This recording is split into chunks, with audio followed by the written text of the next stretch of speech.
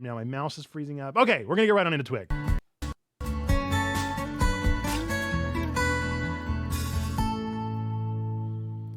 Welcome to Twig, your weekly geekly family-friendly news show that tackles everything from Nintendo getting lawsuit happy again to AI ruining Willy Wonka more than a Hugh Grant CGI Oompa Loompa, with some games in between, of course. If you're listening on the podcast version of the show, be sure to give us a good review, click that like on YouTube, or come and listen live on Twitch every Tuesday night at 8 p.m. Eastern. That is the best experience of the show. Folks, as always, we're going to be starting this one with what have you been watching, playing, and reading over the past week, and we're actually going to let our special guest, who is here with us today, introduce themselves, tell us a little bit about why they're here, and then also tell us their watch, play, and read to get us started. So take it away, my friend.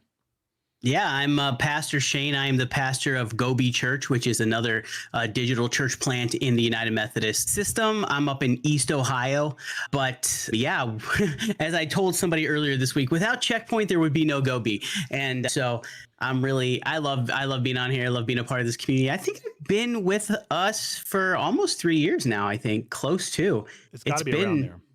Yeah, it's been about that. But so what did I watch this past weekend? I watched some baseball. I'm a Yankees fan, so I watched some of that. I've been watching about 3 or 4 episodes into Has Been Hotel. Very nice. Been watching that. And I've been reading a ton of books. Been reading a book called I think it's called The Virtual Congregation or something like that. I'm reading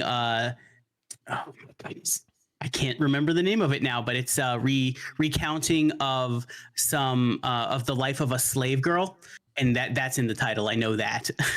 I just can't remember the name offhand. I just started reading Reclaiming the Bible, I think is what it's called, by Adam Hamilton. I've got like 5 books going. I know you have 7 every day, but hey, the fact that I have 5 and I've read over half of my to-do list for the year already is I'm ready to go. So yeah, I think that's what and I've been really getting into VR chat lately and still making my way through Tears of the Kingdom.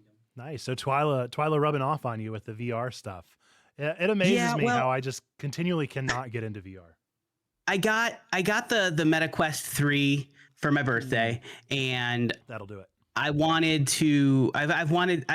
a decent headset for a while, and so watching Twyla talk about VR chat though made me kind of want to get into it, even with my social anxiety in those situations. So I just go and I just solo everything. I did, however, tonight for like half an hour go into a public room and just walk around like a mute. Which is actually a term that they use in VR chat. I just walked around. I think I probably won't say much until Twyla is with me. And they did. I don't know her pronouns, so I'll just say they invited me to be a friend. So I'm also part of the group that they lead in VR chat that does like world hopping and exploration and stuff like that. So really looking forward to getting into that more. Totally.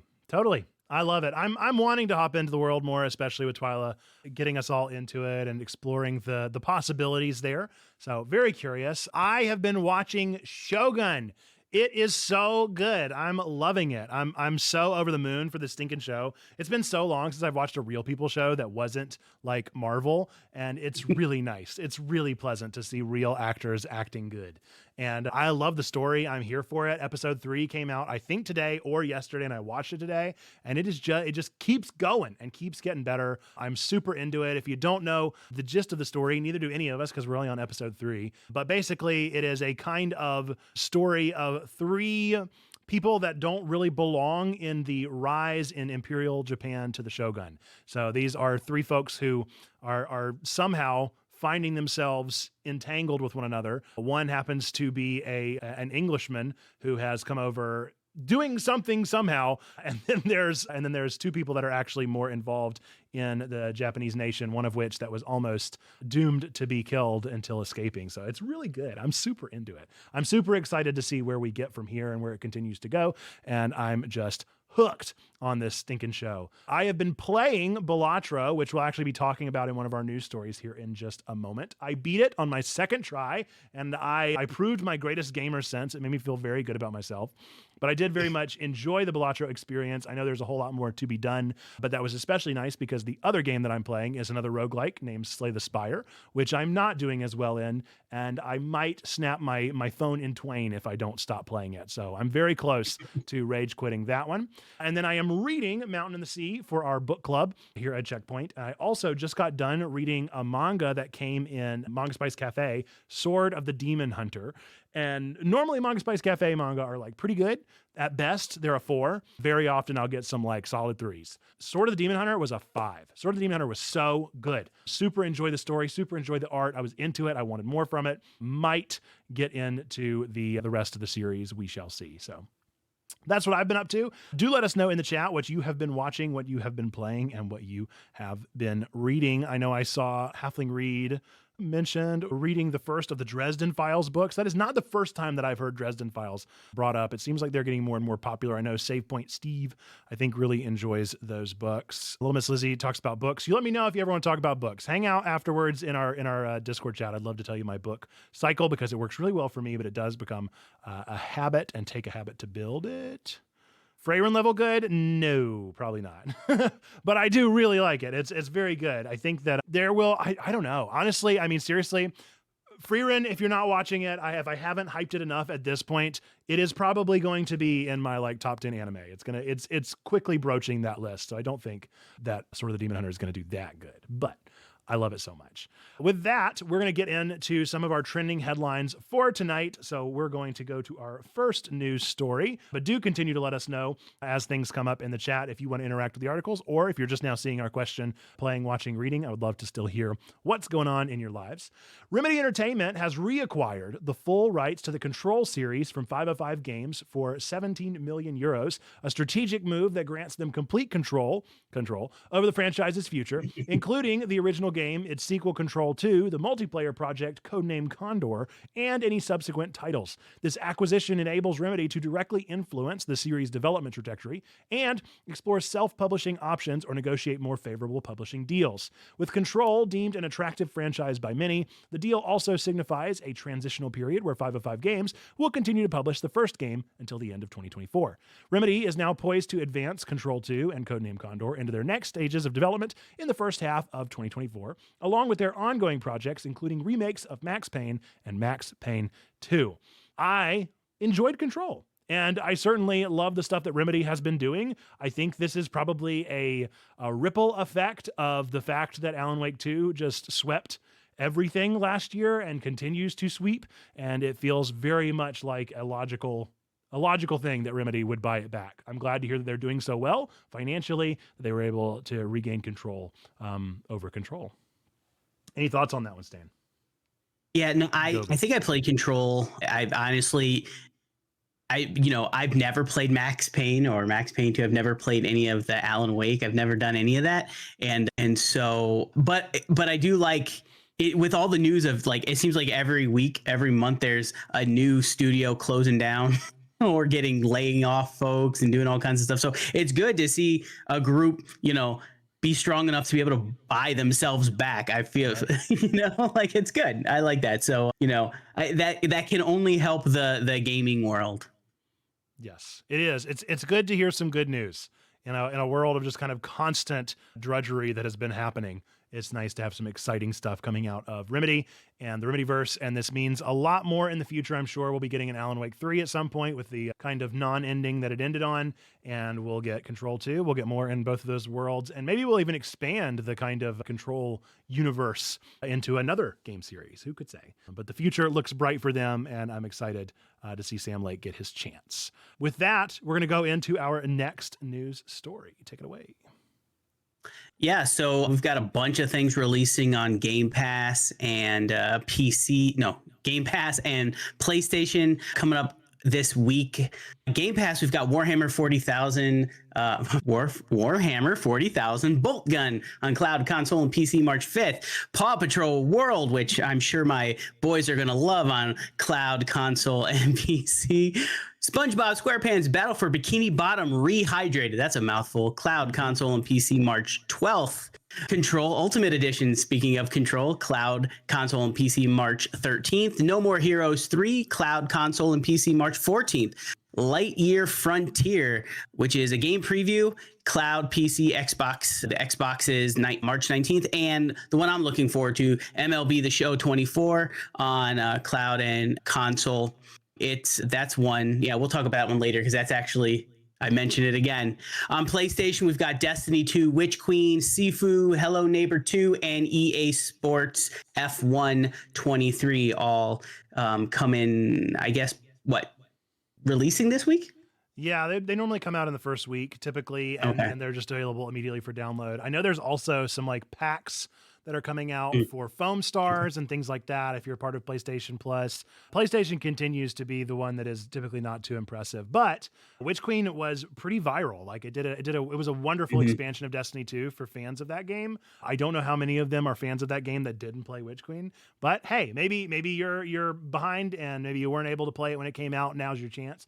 And I personally will recommend Sifu. Sifu was a fantastic game, a really good story, super interesting concept. Didn't take too long to play, a fun little beat 'em up. So if you've never played Sifu, that would be a great thing to do. So in the realm of PlayStation Plus, this is two pretty good ones because normally they are kind of mid, and this one's pretty good.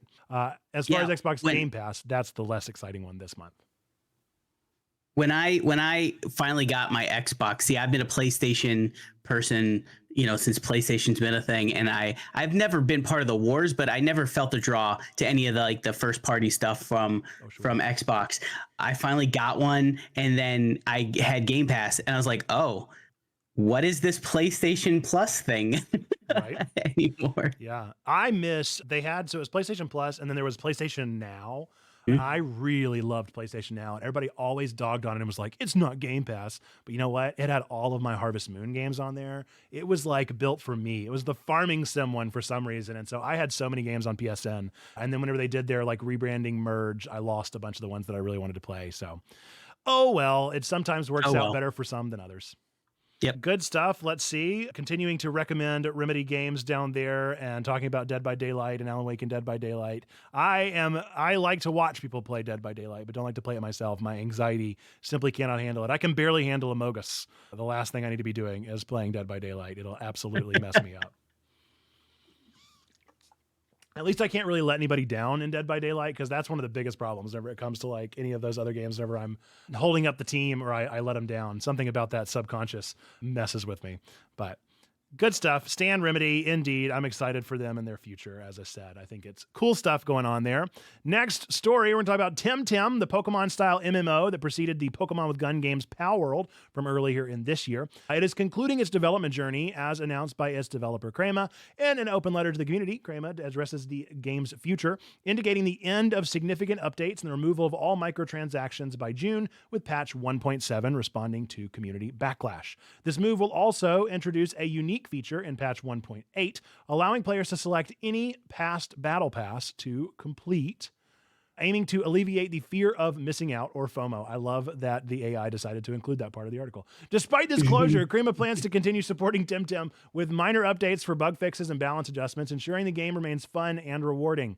The developer reassures that the game's server costs are minimal, promising a long-lasting online presence. While a direct sequel seems out of reach for now due to the studio's size and capabilities, Crema teases an upcoming project within the Tim universe, codenamed Project Down Below, and the most Stranger Things sounding thing ever, hinting at new foundations and innovations for the future.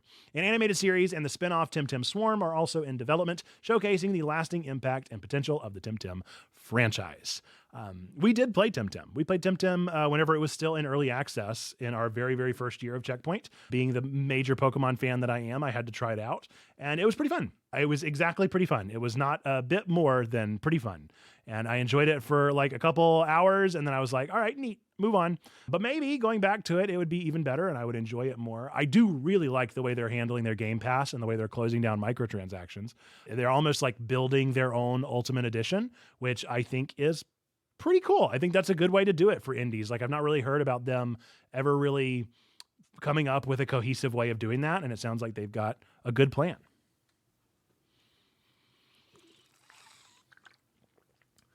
Any thoughts on that one? Not really. My MMO of choice is World of Warcraft, and so every other MMO attempt is feeble and short-sighted in my view. But no, I listen. It's gonna make MMOs still continue to make money, even the ones that I think, how does that make any money, right? And so if it's got even a little bit of a following, it's going to be worth keeping open. And I do like closing down the microtransactions. I've never been a fan of that. I understand why they exist, and it's just the state of where games are now. But I would rather just play games rather than have to, buy things with, money. Mm-hmm. But other Well, than I that, think yeah, that's no, one of I the big think successes of Helldivers as well, is like Helldivers 2 is doing so well right now because they are doing microtransactions, but it's not super invasive, and everything that you can get, you can also get through playing, which is kind of how Pokemon Unite and other like some of the like Battle Pass oriented ones have done it, but Helldivers has done it really well. And it's worked out in a lot of ways. So I think hopefully we're seeing a push towards more of those things. I will say Temtem Swarm is a Survivors like. So if you know my love of Vampire Survivors and all those games, I'm going to play that one. I'm going to at least try it. I don't know what they could possibly do, but I'll give it a try and see how it goes. listen, if this is a Pokemon-ish MMO, then it's just going to be the animal slaves rise up against their, Pokeball overlords. You know how I feel about those games, man. I really don't remember the lore of this one. I don't remember how like oppressive they were or if it was super against that kind of mentality. I don't honestly remember. It's a good question. But all of them toe that line. If you ever want to have a WoW conversation over in the Discord, just hit me up because I will go on all day. I've been playing WoW since launch, so I'm a big old fan. So I won't take over this with that, but I saw that comment and I'm like, yeah, let's go. Let's do it. I love it. I love it. Well, with less exciting news, let's go into our next story. Yeah, the creators of Yuzu, a popular open source Nintendo Switch emulator, have agreed to a settlement with Nintendo. Oh, Nintendo. They're going to pay $2.4 million in damages, ceasing all support and development for Yuzu.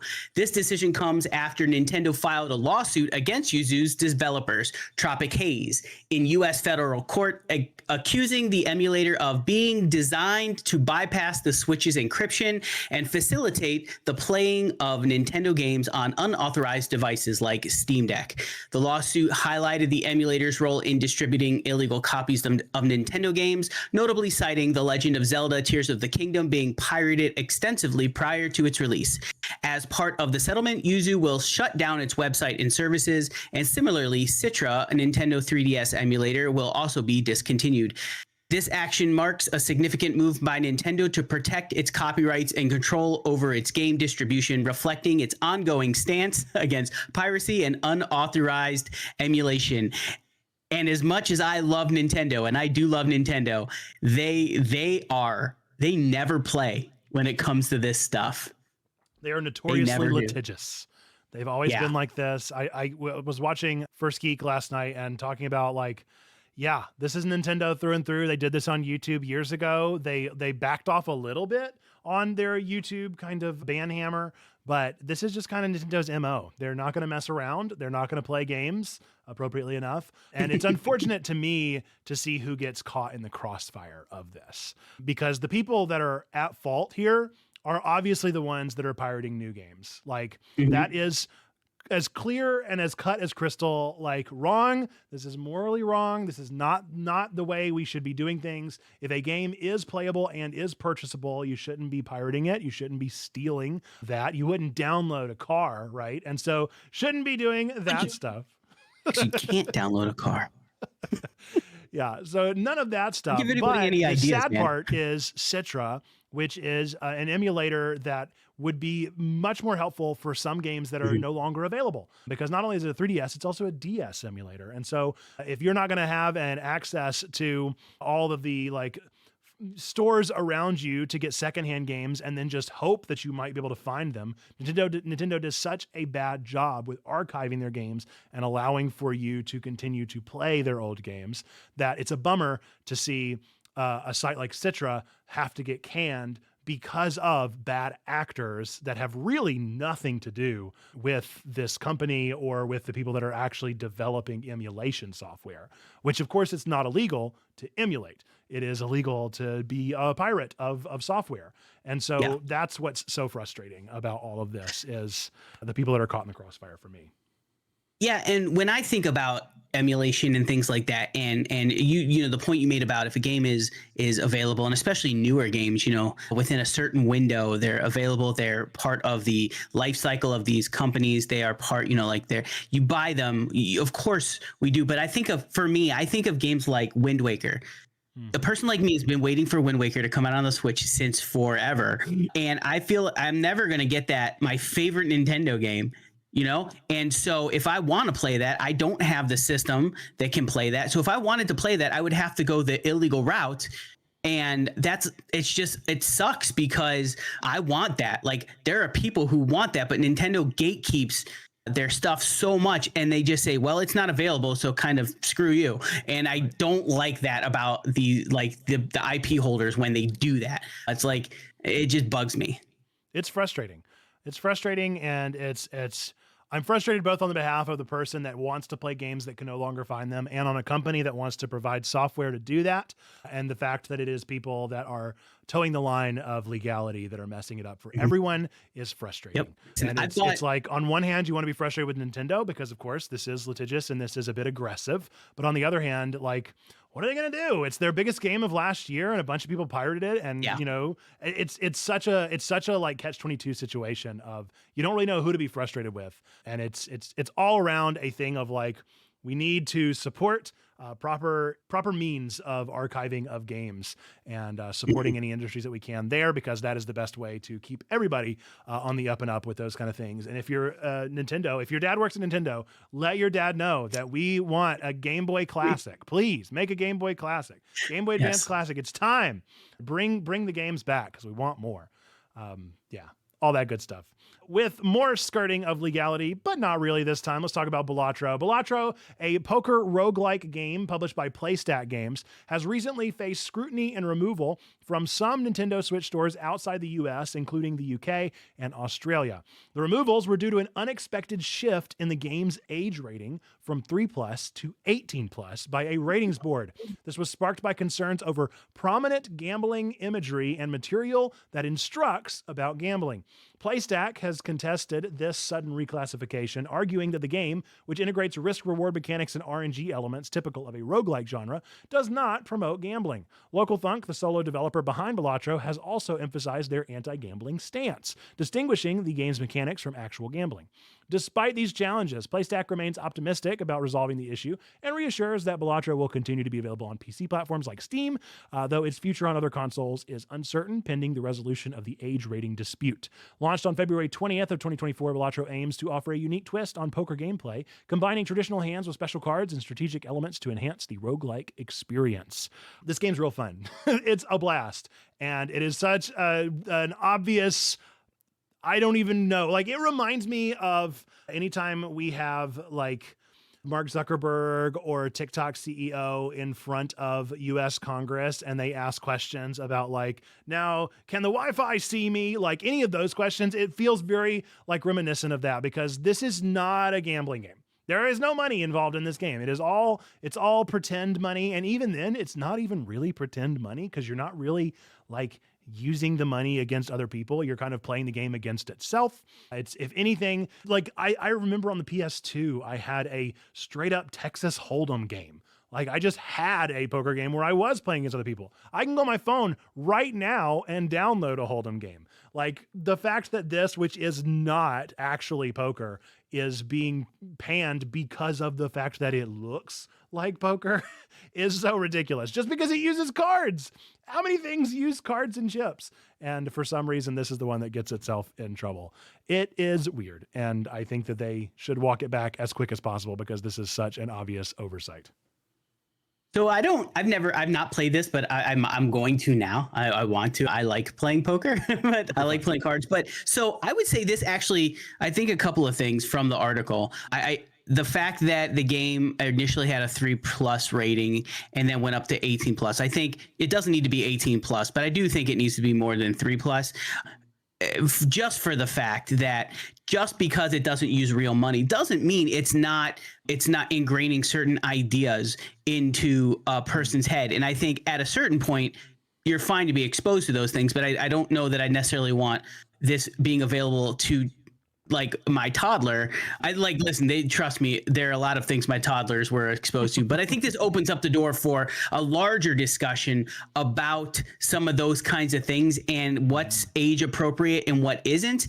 And just because real money doesn't pass hands here doesn't mean, I'll use this word gently, but indoctrination of a certain type isn't taking place. And so I think the correction was a severe overcorrection in my opinion, but I don't think that holding a game that looks like, smells like, sounds like poker is held to that standard, even though the money aspect is not there. I think all the other elements do seem to be there. And I think it's funny to refer to poker, this game, as a roguelike, because like poker, by its very nature is roguelike. Like it's never the same every time. And so that's just my opinion. Now, again, I'm saying this from a person who's never played this game. I'm saying it, I think, more from the standpoint of, I just think it was an overreaction, but I don't think that thinking about these things in games in general, not this specific one, but in games in general, is a bad idea. Right. What I think is weird about this is where we've seen this in the past has been with like arguably AAA. Like it's been with like Epic, it's been with Fortnite and loot boxes, or it's been with Blizzard and their loot boxes and Overwatch. Like this is where we've seen this kind of stuff come up before. And this is like a $12 game where you don't actually give any money. There's no microtransactions available. Like it is so completely innocuous. It's from an indie solo dev who cannot handle this harsh overcorrection that is just draining their profits from this game. So I think that's the true that's why they're being attacked, right? Because they can't defend themselves like a big giant corporation could. They don't have if Blizzard's this were lawyers. Overwatch, if this were an Activision Blizzard, we all we would hear is the public outcry over loot boxes and gambling in that way, which are definitely gambling and definitely devastating to people. But because this is the little guy, right, they can be easily picked on and sort of made an example of. And so for that, I say anarchy. forget the, like for that, I say, let them. I agree with you. I do think there's a little bit of the government bullying somebody they can push around, and I think that's unfortunate. Yeah, it's a weird abuse of the rating system that I feel like I've not really ever seen, even in the loot boxes situation. This I think it's PEGI, because I don't think it's ESRB that actually does the ratings for UK and Australia, which were the two that it mentioned. So I'm pretty sure it's PEGI that got boosted up. And so it's pretty strange to see this kind of manipulation of the rating system being what's ousting things. And it just makes me sad. It makes me sad for this dev. I'm very interested to hear your thoughts on this after you play the game, because you're going to realize just how absurd it is. I'm sure you're right. So totally not even remotely close to the poker experience. And going based on what you're saying, I totally agree. I believe you when you say that. And also, if it is Peggy, it sounds more like Karen is the one controlling this meeting. So yeah, this is almost an echo of cancel culture-y kind of stuff, which is weird. It really we don't see that a lot like in the gaming world. Video games cause violence vibes. I agree. That's very much true, ultimately. Yep. There's something going on here that is just that's weird. Speaking of things that are weird, let's talk about some weird things that happened recently. I love this story. I saw this story earlier this week, and it just made me laugh the entire time. In Glasgow, Scotland, an event promising a magical Willy Wonka experience turned sour, prompting attendees to call the police for refunds. The event, hosted by the House of Illuminati, great name, first tip off, charged £35. Is that what that is? Mm-hmm. That Yep. I don't know how to say it. Yeah. For what was supposed to be a weekend long adventure, but ended up being a brief walk through an almost empty warehouse featuring a bouncy castle, a rainbow arch, and little else. If y'all have not seen the pictures for this, by the way, you got to look them up. They're hilarious. You can see some of them down there on the bottom right. Yeah. This is what AI produced over there. This is what actually happened. Yeah. Advertised with what are suspected to be AI generated images. You think? Yeah, are you sure?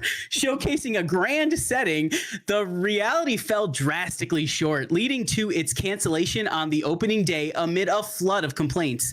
Disappointed attendees, having traveled and waited long periods, shared their frustrations and warnings against the organizers on a Facebook group titled House of Illuminati Scams. Actors, this is the best part. Actors involved in the event also reported being unpaid and asked to improvise due to the lack of promised setup. Despite the organizers' assurance of refunds, the event's failure has sparked widespread discontent, turning what was meant to be a whimsical experience into a cautionary tale of expectation versus reality. And as I read this, all I could say is, welcome to a world of pure imagination. Like, that's all I could think about.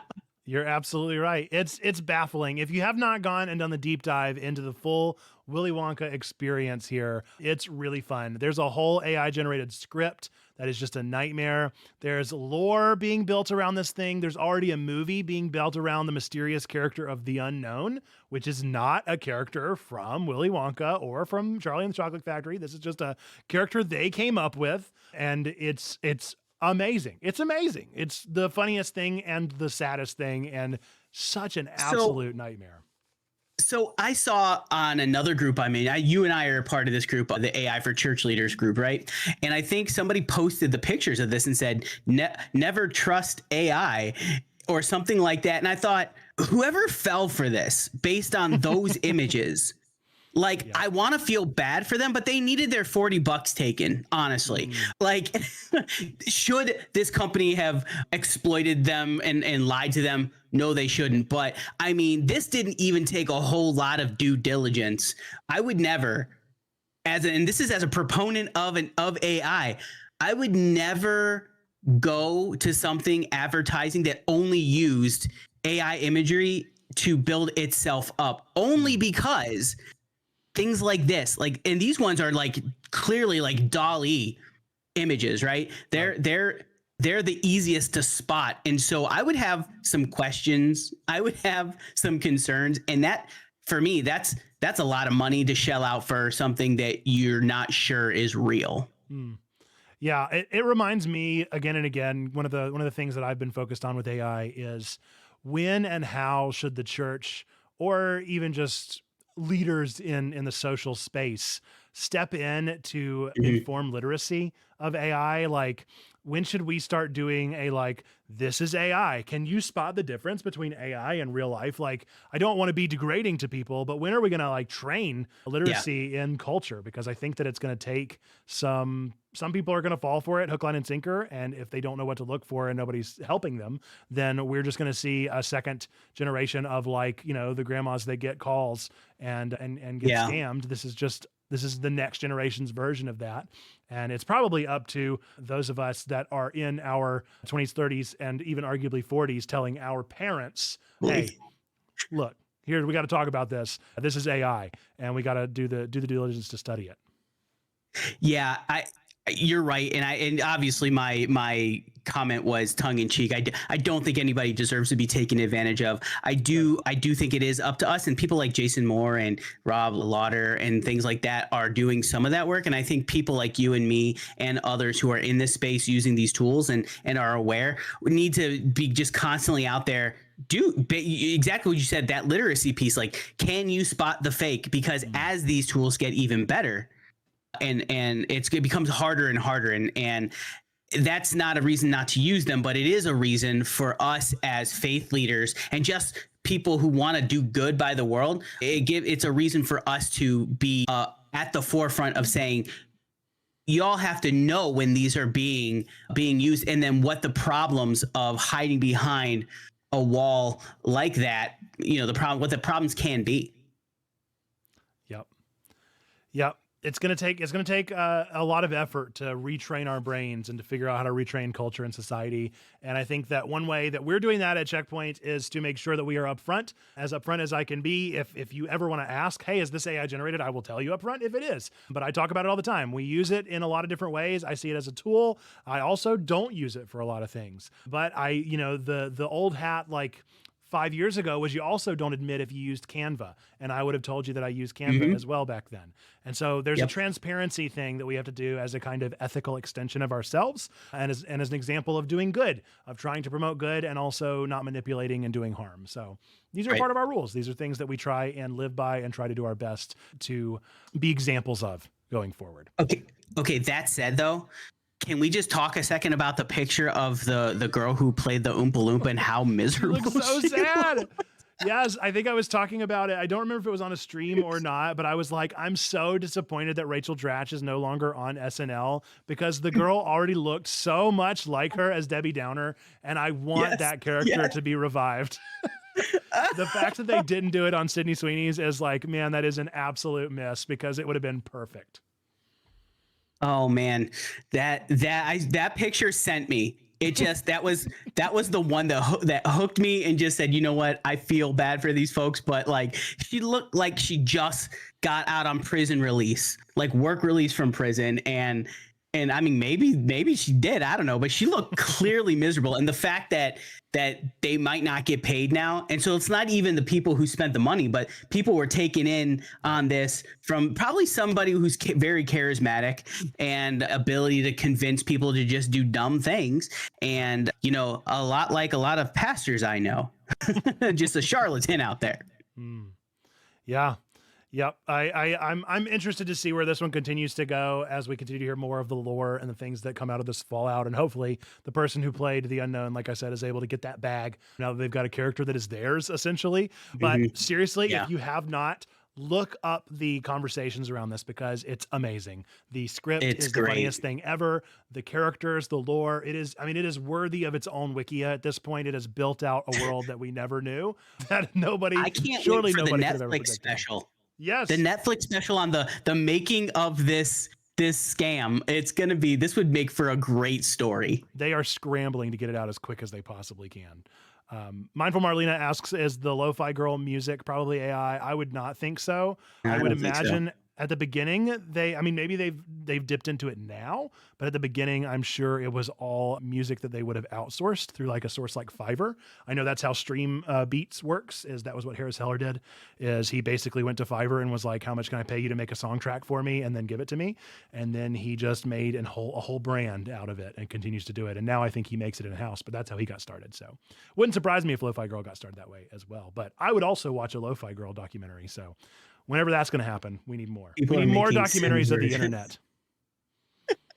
Doesn't surprise me at all they're making a Sims version of this. Seriously, folks, if you have not seen the images, look up the images. But we are going to move on to our next and everybody's favorite segment of the show, Cryptic Critiques.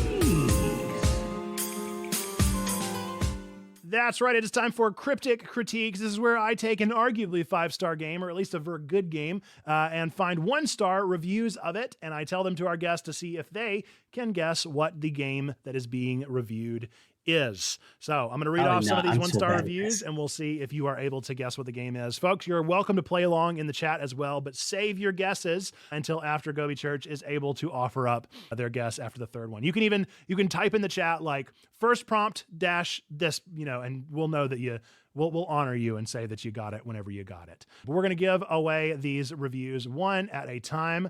Our first prompt, let me get everything queued up here. Got to go to my controls.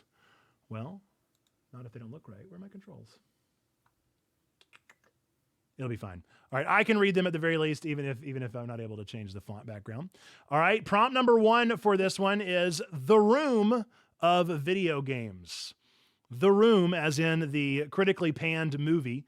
Oh, hi, Mark, that movie. The Room of Video Games. This is that game. Oh, man. That's your first one. Any immediate thoughts there based off of just that one alone? The Room of Video Games. I feel like I could think of a lot. Yeah, there's that. I think that pool is big. Pool is pretty big. Folks, let us know if you're typing out those prompts down below. We're going to get into a prompt number 2. Again, this is a 1-star review of an arguably 5-star game. Prompt number 2, enter a new area, cutscene. Defeat a monster, cutscene. Walk 2 steps, cutscene. Let's see. That's bringing me closer. And I think like I can sort of visualize this, but I can't think of the name. Like it's there. Okay. Now keep going. All right. The last one is one that I have to act out here. So this will be interesting to see. Our prompt number 3 is ha ha ha ha ha. Final Fantasy X. Final Fantasy X. You got it right away. Chad's in the clap for Gobi Church. I had to do Final Fantasy X for him. Everybody hates that laugh scene so much. My favorite game of all time. It was an unironic scene, and it was a great game, and everybody loves to hate on it, but it's a fantastic game that everybody. You know what? I take exception to prompt 1. I really do. It's not that bad. Yeah, I think the acting is not. I only took a snippet out of that one. I think the full review was basically saying like a game that is fully like unself-aware of how funny it is. Like it has no idea of the jokes that it's making and just how ridiculous it looks. Takes itself very that's seriously. Probably true. And I think that's probably true. I'll buy that. But yes, now we have a clip of me officially emulating Titus's laugh there. Always love it. Very nice. Thanks for picking that one. I didn't rehearse, so there's always a chance that was like spot on, and I'm curious to see just how much. Listen, it was good enough that I got it like 2 ha's in. You did. You got it right away. All right, well, that has been Cryptic Critiques. Folks, let us know in the chat if you got that one as well. Did you get it before the ha-ha-ha's, or did you get it with that spot-on impression? I don't even know who the voice actor is for Titus, but I think that I nailed it there. Let's see. We're going to go into our next segment of the show. This is To the Discord. This is where we have collected news from you. If you want to submit news for us next week, be sure to be on our Discord Mondays over in the Ask Questions, Get Answers channel. I will drop a question of you asking what news you think TWIG should talk about this upcoming week. And I take some of those articles and I pick through the top 3 that I think should be talked about, and we present them here for you. So this is news from you for you. The first one is from Twyla. Square Enix's Theatrhythm final bar line encountered an unexpected issue on February 29th as players found the game unplayable due to a leap year oversight, humorously dubbed a Y2K moment by fans. This problem, highlighted by Twitter user Regulus Terra, affects both Nintendo Switch and PS4 versions, requiring players to adjust their system's date to bypass a persistent black screen. The issue emerged amidst the release of Final Fantasy VII Rebirth for PS5, making a busy period for Square Enix. Despite this hiccup, a temporary workaround has been shared within the gaming community, allowing fans to continue their rhythm-based adventures in the world of Final Fantasy. Pretty great stuff here. I love whenever technology doesn't work in a funny way, because normally it's just a frustrating way, but this is kind of ridiculous. Yeah, I think it's funny just because like they didn't think of that. Like I wouldn't have. It's not something I necessarily would have considered, but they could have worked around it if they had thought, like, oh, this might be a problem. But yeah, no, I read that. I thought it was amusing. Just so happened to release in a leap year too. I mean, what are the odds? There's a lot of things going against them here. And it also shows I can't remember the turn of phrase, but there's a turn of phrase that talks about like the precarious nature of something, the way it's just like held together by like Scotch tape, right? And this is the reality of video games, is that we're lucky they work at all, because everything is just kind of held together, and we're happy when it works, but it's a miracle every day that we don't have a broken game. But let us know if this one happened to you, if you happen to be playing and discovered this little error, or if you're going to celebrate in the next 4 years from now and do it again. Let us know. All right, next up. Yeah, this one's from Sneaky Pigs. A year after the PlayStation VR 2's launch, Sony's next-gen VR system appears to be in a precarious position. Despite its advanced hardware, including OLED displays and eye tracking, the PSVR 2 has struggled in the market due to a lack of compelling first-party exclusives, a high price point, and no backward compatibility. The situation has been exacerbated by significant layoffs and the closure of VR-focused studios such as PlayStation London. The launch lineup, while extensive, featured only a handful of true exclusives, failing to ignite substantial interest.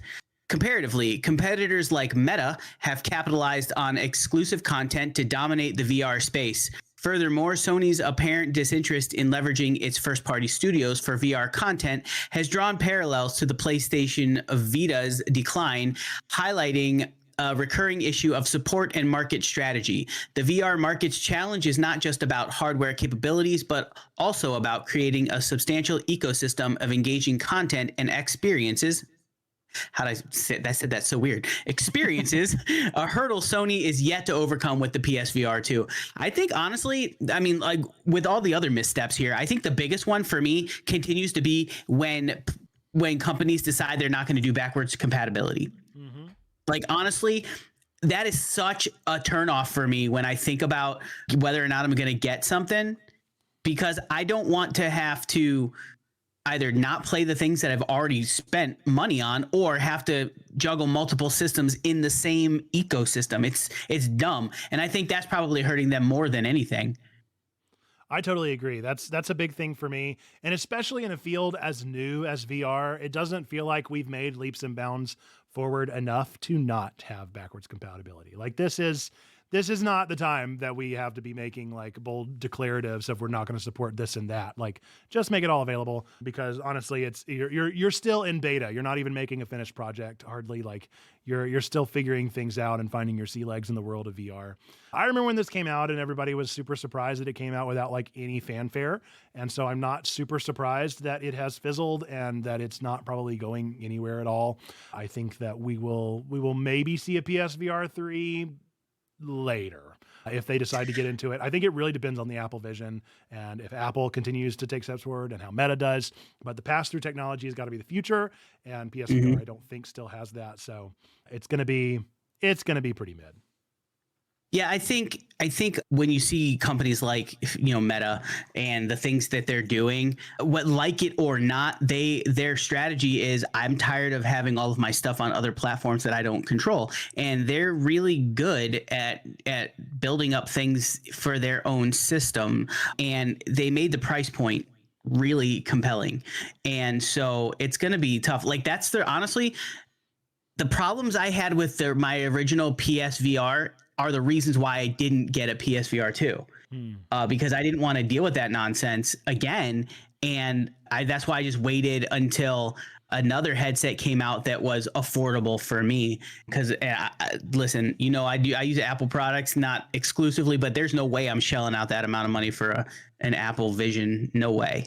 Right. Well, and the thing is like there are a lot of people that'll make decisions on VR based off of the ecosystem alone. And like, there's no doubt in my mind that people are thinking like the Apple ecosystem is pleasant to be in. So of course I want to experience my full vision in the Apple ecosystem. I'm fine with the little bubbles and the sounds and the familiar color green or blue. All those things are going to feel very like nice and cohesive with my experience. Somehow Meta was able to do that with the Meta Quest. I would honestly thank Oculus more for that than anything. I think they had a more cohesive ecosystem than Meta probably had. And then you think about PlayStation, I don't even like turning on my PlayStation to look at that menu. Like it's not a pleasant look. It's not something that is like a nice place that I'm enjoying being. I enjoy the games. I enjoy the things they can do, but like navigating the menus on a PlayStation has never been like, oh boy, I can't wait to do that. Whereas with like with an iPhone, people are enjoying that. And it really is a built experience. And I think PlayStation never took that seriously and has never really taken that seriously on any of their consoles.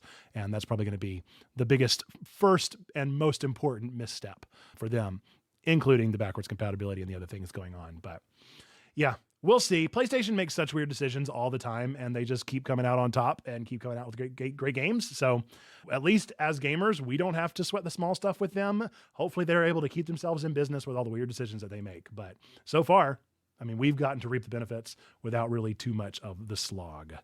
So I'll take it. Next up, our last from our To the Discord section. This one is from Perspective. Saber Interactive, known for its work on the highly anticipated remake of Star Wars Knights of the Old Republic, or KOTOR, as some may know it, has made a bold move by buying itself back from Embracer Group in a deal reportedly worth up to $500 million. This significant transaction marks a pivotal moment in Saber's history, following its acquisition by Embracer in 2020 for $525 million. The buyback comes amid Embracer's extensive restructuring efforts, triggered by a failed $2 billion deal that led to numerous layoffs and the closure of several studios. Despite these challenges, Saber Interactive remains committed to its projects, including the development of Warhammer 40k Space Marine 2, John Carpenter's Toxic Commando, and Expeditions, a Mudrunner game, set to release this year. This move not only signifies a major shift in Saber's operational dynamics, but also underscores the studio's resilience and ambition within the gaming industry. I find it very interesting that we have two of these in one show. Yeah, I right. wonder if this... Yeah. I went back up to the top of the notes to be like, wait, did I get that wrong earlier? But no, I didn't. It was same thing. Just this is crazy the second buyback that was covered in a single week. And so I'm wondering if that's what we're going to see more of. I'm curious to see if this is a trend of 2024 with all these layoffs. Are we going to start seeing more buybacks of companies that are doing better within these megacorps that are doing worse? It's an interesting trend. And it doesn't necessarily point towards a truth yet. Correlation does not mean causation, but it could, and it might in this scenario. It'll be interesting to follow. But yes, I'm glad for Saber Interactive, and I'm glad to see them making money moves and continuing for sustainability, and hopefully keeping all of those that are on their team and not having to do any more layoffs. We've had more than enough of that. Yep, agreed. All right, with that, on to our next segment of the show. At this point in nerd history. That's right. It is time for At This Point in Nerd History. What came out on this date in time and space? What came out on March 5th throughout time and space? I will take the games today, Gobi, and you can take our movies. There are just a couple. So games that came out on March 5th. Supraland came out in 2018. Super Smash Bros. Brawl came out in 2008 on this day. Metal Gear Solid Twin Snakes came out in 2004. Super Mario RPG came out in Japan in 1996. And the original Mastermind came out on the Altair 8000 in 1976. Yeah, and the movies 300 came out in 2007, and this one, I'm so happy I got to do movies for this next one. Children of the Corn, 1984. I was 6 years old when this movie came out, and I saw it when I was 7, and it is one of those movies that will change your whole worldview. Like, I cannot drive by a cornfield now without thinking of Malachi and all of those dastardly children of the corn. That's like a freaky, like I can't walk through a field of corn. Like, that's why when I go like to the corn maze with my wife and kids, I'm always like, listen, we may not make it out of here. Yeah, that's admittedly one of the few of the 1001 movies. It's probably on 1001 movies that I have not seen. I've never seen the original, and I don't think I saw the remake a couple years ago either. So it's one that I've always heard about. Maybe it's so bad, but it's like imagine seeing it as a 7-year-old. When you watch it, think of it through a 7-year-old's eyes. It's traumatic.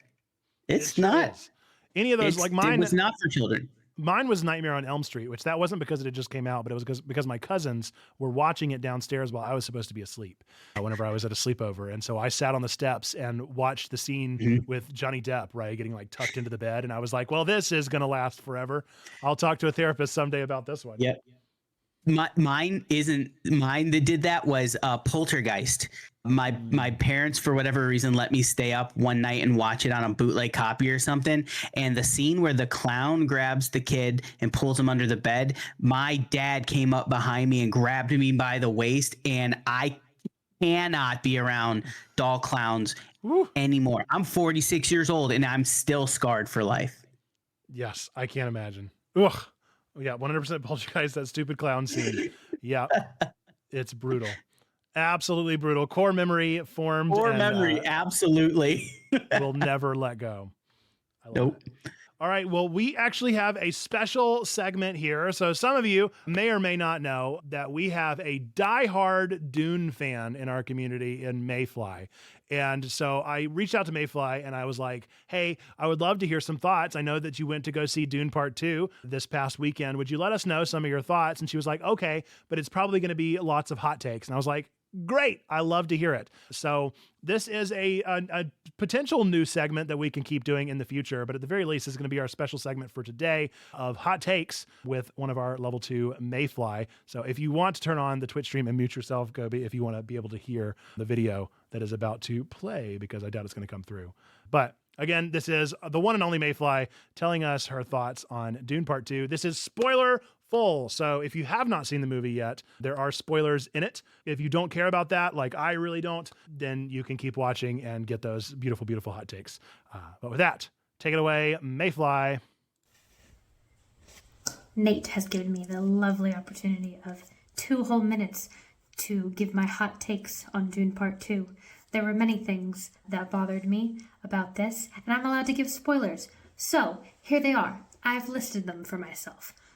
The one that made me the most upset was Chani not being informed about Paul's diplomatic and political-only marriage to Princess Irulan at the end of the film, which does happen at the end of the book, except Chani is informed. She's not upset. She's not mad. She actually becomes Paul's second hand, almost, his consort, which is a professional term in this world, okay? She is his one true love, and so it does not affect her that Paul is making a diplomatic marriage. The second thing is the destruction of the spice field does not upset the Great Houses. It does not cause war against Paul. It actually causes them to respect him, and they kind of take his emperor-ness in stride. They don't attack him for it. Aaliyah, the little tiny baby who was never really introduced, was supposed to be born at the end of this saga because she is a toddler by the time book 1 ends. And she is actually the one who kills Baron Harkonnen with the Gomj bar, not Paul, not with a knife. And it is more symbolic that Aaliyah does it because Aaliyah is the one who informs Paul and everybody with all of the mindness of the spice that Baron Harkonnen is their grandfather, right? And so it is very symbolic when you see a toddler holding a poison knife running up and stabbing Baron Harkonnen in the neck. It's very fun. And Rabban, another symbolic kill that was just totally missed. Rabban is killed by the people of Dune and of Arrakis, not by Gurney Halleck. I know they were going for something there. Didn't like that either. Those are my spoiler-filled hot takes. It was fun. It was a fun movie, but as a book fan, a little disappointed. Thanks, Nate. Love you. All of you. Hello. Goodbye. So there we go. There are your spoiler-filled hot takes with Mayfly. Be sure to let Mayfly know how you enjoyed that. And just a fun little twist on the show. Why not? Keep things fresh. We've had Zando pop in and tell us about Street Fighter and all sorts of things. I would love to do more stuff like that. So that's Mayfly's thoughts. If you are planning on going and seeing Dune 2, or you've already seen it and you do like it or don't like it or think it is the greatest thing since sliced bread, because that's what all my TikTok people think, is that it is the best movie that's ever been made. And I'm so tired of seeing that TikTok. So yeah, I will watch Dune Part 2. I do not like the music like everybody else does. It irritates me. And so I'm not excited to go see it, but I'm going to see it. And I'm going to probably write a nerdy sermon on it, and already got like 10 in the cannon. So we'll see what actually ends up happening with that. Do you plan on seeing it, Gobi? Are you a Dune fan? So I didn't ever read the book, so I come at it from a different, but I did see the first part. I do want to see the second part, so I won't know any of those differences, and so I'll be able to see it from like a different perspective. And yeah, so I'm gonna go see it. I do think though that since Mayfly did that little segment, that this is gonna go viral now too, because I think everything she touches just turns to gold for Checkpoint. So that's true. 90,000 views and counting. We're gonna keep getting there. I love it. I love it. All right, folks, with that, we're going to get into our penultimate segment of the show.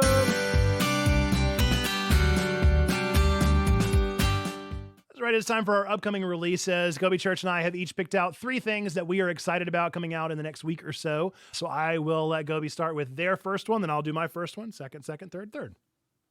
Sure. So early, I think just the next couple of days, Contra Operation Galuga is coming out. And I've actually heard a bunch of negative reviews for this game, but it's kind of a reimagining of the original arcade Contra from the late 80s.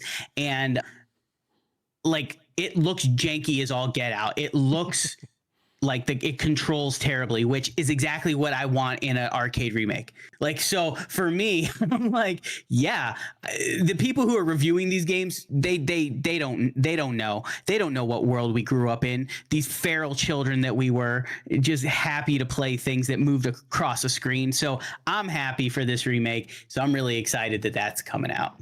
I love it. Yeah, Contra is one that I did not grow up with, and so I discovered it much later. And I'm always curious about it and curious about the folks that grew up with that as a like vibrant part of their childhood. So yeah, super curious to see how that one continues to go. Bummed that it's not going well so far, but that doesn't necessarily mean that it's not actually enjoyable, because sometimes reviewers are going to be reviewing. My first pick is an indie game called Berserk Boy, which is an homage to a similar style of 2D action platformer. I don't know what the tagline means by it as the game that lets you go berserk. I guess that maybe is like a thing that you can do at some point in the game, and I don't know. I don't know what happens. You start smashing stuff, you Hulk out. I don't know what the deal is, but it does look really pretty. It's a fun art style. I'm a sucker for indie games. All three of mine, I'm not going to call that one an indie game, but 2 out of the 3 are hardcore indie games, and so it's interesting for me to always get an opportunity to play a new game and add it on to the list.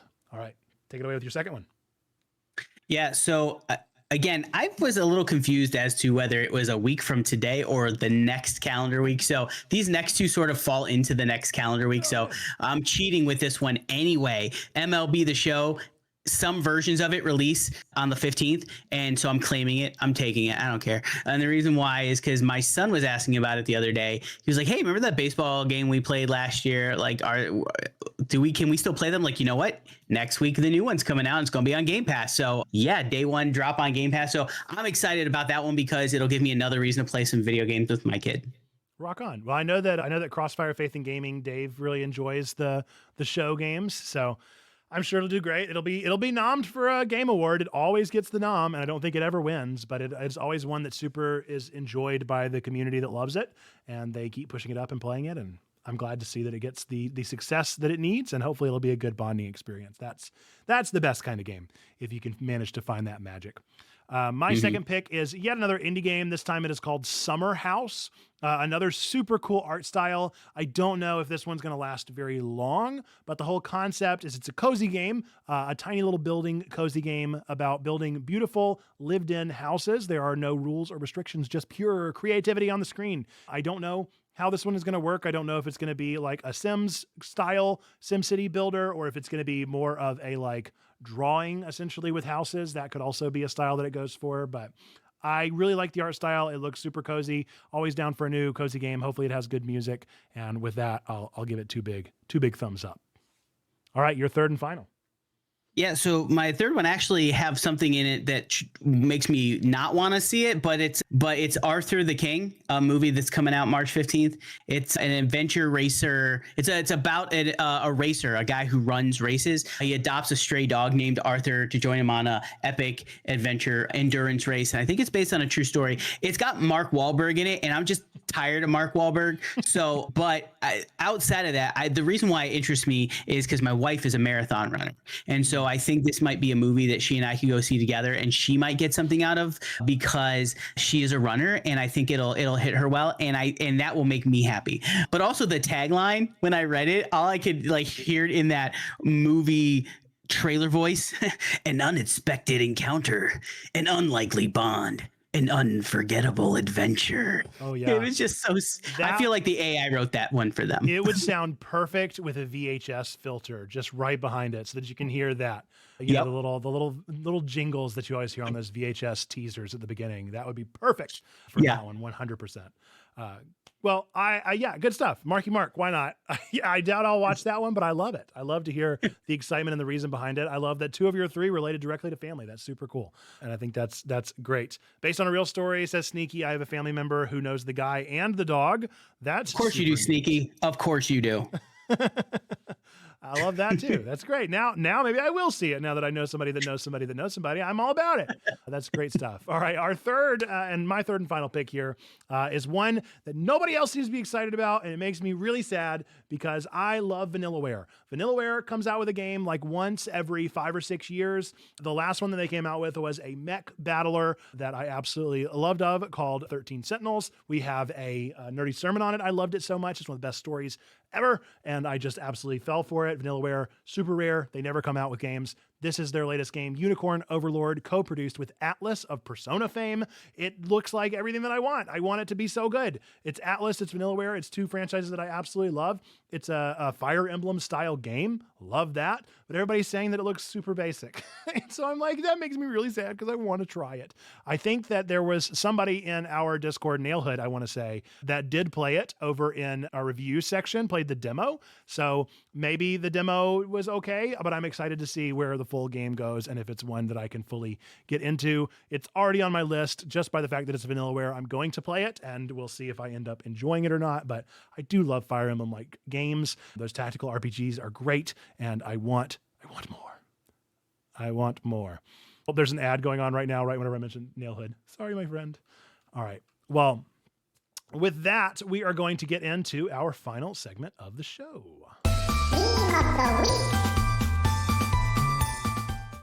It is time for Meme of the Week. Meme of the Week is a segment that we have here at the end of the show where we highlight one of our memes and goofs from our Memes and Goofs channel over in the Discord, Discord in the chat. If you're not there already, you should be. Dropping those memes. Whatever meme typically gets the most reaction is the one that I pull from each week. This so happened to be mine, so thank you. I'm honored that you guys liked my meme so much, especially since it was a meme that I just made of an article that I saw. So for those of you that don't know, Eric Baroni or Eric Barone, they called him Baroni in the clip video, and that makes me like very curious about if that's, I've just been pronouncing it wrong my entire life. I've always called him Eric Barone, but Eric is the developer Concerned Ape behind Stardew Valley. Stardew Valley just started doing a music tour with an orchestra, just like Undertale has been doing for years. He showed up on the very opening night and just kind of expressed some thoughts to the crowd about the game and about things. And he also, somebody asked him during like an open Q&A session if he would offer any advice for composers, because if you don't know, Eric made everything of the original Stardew Valley, and including all of the music. And so somebody asked if he had any advice for composers, and he responded with, if you want to get your music out there, all I had to do was only develop an entire video game from scratch. It's that simple, folks. If you want to, and also have that game go incredibly viral and be one of the most popular indie games of all time, no big deal. That's all you have to do if you want to be a composer, is make the thing for you to compose to first, which, in all honesty, is actually kind of inspirational, because I kind of resonate with that as far as, yeah, if you want to do the thing, make the thing that needs the thing, and then you've done it. You are an artist. You've made it. So I resonate with that a little bit, but the memes and goofs of it all is always fun. So if you want to be considered for our meme of the week next week, be sure to use that Memes and Goofs channel and get those reacts, and hopefully you will be featured next week. Listen, there is something incredibly alluring about being able to tell people that you wrote some music for a video game. And, you know, I had one bass line in the Not Another Advent story. Yep. And you are on Spotify. I ride those coattails forever. I'm like, hey, I'm a video game composer. I am. Absolutely. You can put that on your LinkedIn, and that'll hold up, I'm sure. Good stuff, folks. We're going to wrap up the show here pretty soon, but I wanted to give our guest, Gobi Church, another chance to tell us where we can find them, what they're up to, any other shout outs that they might have as we close up this time. Yeah, the two main places you can find us, we're all over the place. So if you go to our link tree and look for Gobi Church, one word, that is there. And also our community group is over on Facebook. Unfortunately, that is the place where, like, the people that I attract that are drawn to our inclusive, social justice oriented space are. And so you can go to Facebook and search Gobi Church Talk, 4 words. And that is a private group where we do a lot of similar type things that we do here at Checkpoint, just not geared for nerds, geeks, and gamers. We're much more focused on overt social justice and really reaching out to folks who have been harmed by the church or by Christians and need a place to just be their authentic selves. And so it's very much in the vein of a Checkpoint, but with through a different lens. So absolutely. If you feel comfortable in the things and the ways that go on at Checkpoint, you will definitely feel comfortable in the things and the ways going on at Gobi Church. And I would 100%. Highly recommend checking them out and all the stuff that is going on there, supporting that community. We need more digital churches. We need to support those that are doing this work, because it is hard work, it is strenuous work, it is rewarding and also incredibly difficult and challenging and sometimes depressing. So all of those things, we need your support for each of those moods. So every day I'm struggling. On any given day, we could use some support. support. So go and support Go Be Church and all the wonderful things they're doing. With that, we are going to be wrapping up the show here, like for real wrapping up the show. We're going to wrap up our stream and we're going to head over to Discord. So we're going to go into a Discord channel. If you are not on our Discord already, for real, if you want to continue hanging out with us, we're going to be there, but you need to make sure you're in the Discord so that you can continue hanging out with us. With that, this has been Twig, your weekly geekly family-friendly news show delivered live here on twitch.tv/checkpointchurch each and every week, keeping your family connected to the world of nerdy news. If you watched this far, then you likely enjoyed this one. So remember to give us a 5-star on your favorite podcasting app. Click that like button if you're ever on YouTube and recommend this show to all of your favorite nerds out there. Folks, a special thanks to our subscribers that subscribe to this channel to help make all of this possible. We have Sneaky Pig 633, X Mayfly, Zando Calrissian, Teeny Christina P, Strange Dun, Rain Plus Cat, Elias Raven, Pineapple Pope, IV, Nerd Pastor Nate, H-Man 1009, Bweesh, Maybe 30 Bats, Twyla 27, Jate Live, Perspective, Deacon Shannon LS, Splash Force Gaming 2, Mindful Marlena, Yakeem 4752, and Wizen Lemur. Is there Twig next week? Yes, there will indeed be Twig next week. So continue to tune in for this show, 8 p.m., twitch.tv/checkpointchurch every single Tuesday. And we'd love to have you over in that space. With that, we're going to be wrapping this one up with our 3 things we believe to be true about every single one of you out there. Whether you believe in God, don't believe in God, go to church, don't go to church, hate God, hate church. No matter what, we still believe these 3 things to be true about you, every single one of you. Number 1, that God loves you, like really, really loves you. Number 2, we love you. We want community with you. That's what we're doing here. That's why we have a nerdy news show here at a church, is because we love you and want to connect with you. And number 3, that you, yes, you matter. You are a person of sacred worth. The world is a better place. Why? Because you are in it. Folks, with that, until the next time that I see you, whether it be for Twig next week or on any of our streams or for our nerdy sermon or right now after this in our Discord, I look forward to seeing you then. Till next time, bye-bye!